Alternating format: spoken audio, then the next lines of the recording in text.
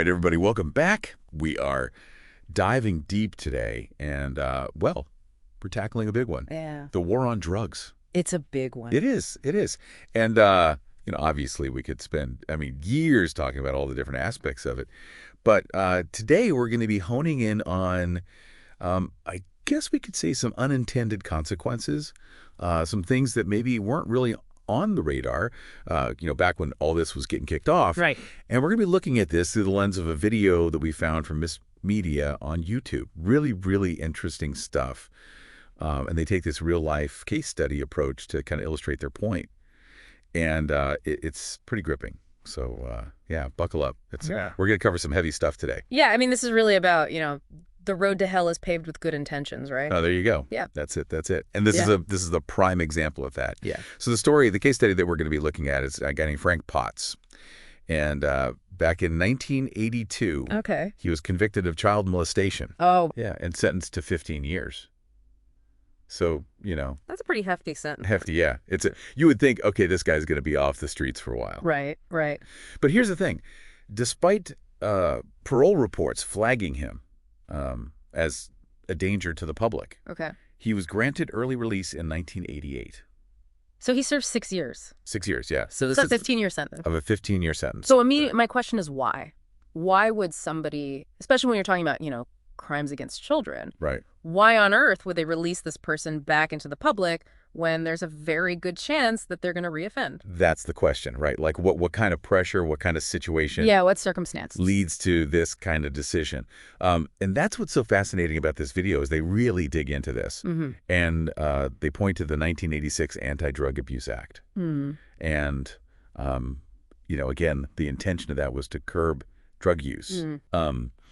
But one of the, consequences that came out of that was this massive spike in the prison population.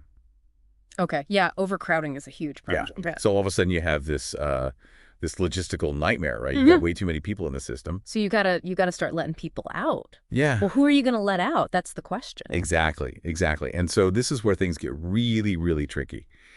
And because what ended up happening was authorities started releasing violent criminals early to make space for non-violent drug offenders. Sure. So people that maybe had, possession or were dealing or, any number of non-violent drug offenses. And so, you can probably see where this is going. Yeah. Tragically, Frank Potts, this child predator, mm-hmm. benefited from a policy that was meant to reduce drug use. Right. He gets out. Yeah. And commits more horrific crimes.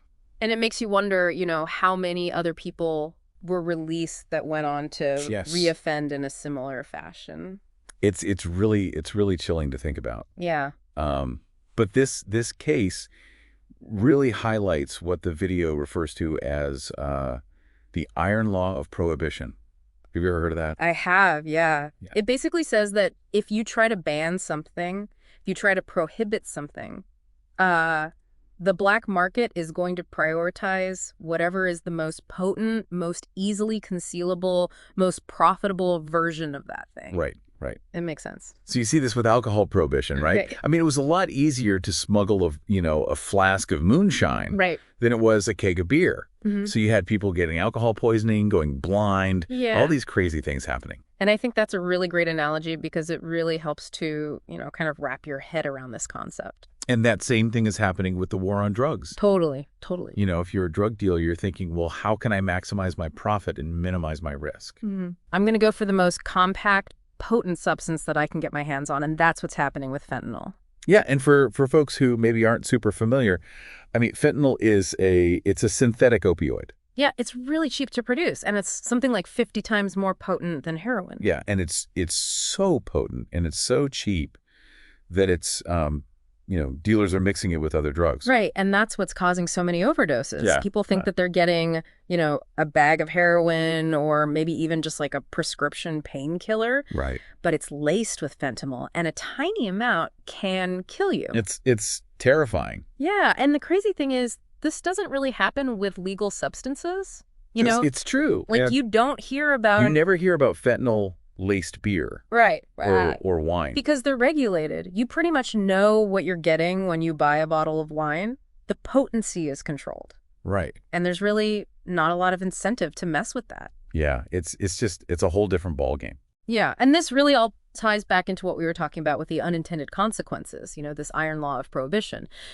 With the war on drugs, the intentions were good, we want to protect people, but it's actually making things a lot more dangerous for drug users because of these unforeseen market forces. Right. Right. And again, that's what's so, thought-provoking about this video is it really highlights that complexity. It's not just a simple, oh, well, drugs are bad and we need to get rid of all drugs. It's so much more nuanced than that. Absolutely. And we have to look at the bigger picture. And, it begs the question, are these policies actually achieving what they set out to do? Are there unintended consequences that are causing harm? And are there other approaches that we could be taking, maybe things that focus on harm reduction instead of just punishment, that could lead to better outcomes? That's the million-dollar question, right? Yeah. What's the best path forward? And that's something for everyone to consider. We need to have these conversations. We need to be willing to look at the evidence and be open to different perspectives because the status quo, it's clearly not working. It's not. And, like we always say, think locally, right? Yeah. So what can folks in Deer Park and LaPorte and Pasadena, what can we do? What kind of impact can we have on this issue? And I think, a big part of it is just staying informed. Right. Educating ourselves, having these conversations, and really just being aware of the complexities of this issue. So, if you're in the Deer Park, LaPorte, Pasadena area, and you're feeling like, man, I want to get involved, I want to help make a difference, head over to our website, thinkattacklocally.com. That's right. And you can actually donate. Yeah, every little bit helps. Yeah, every little bit helps. The link will be in the show notes. But yeah, just want to thank everybody for joining us on this pretty heavy deep dive today. Yeah. And we'll see you next time. See you next time. All right, take care. Bye.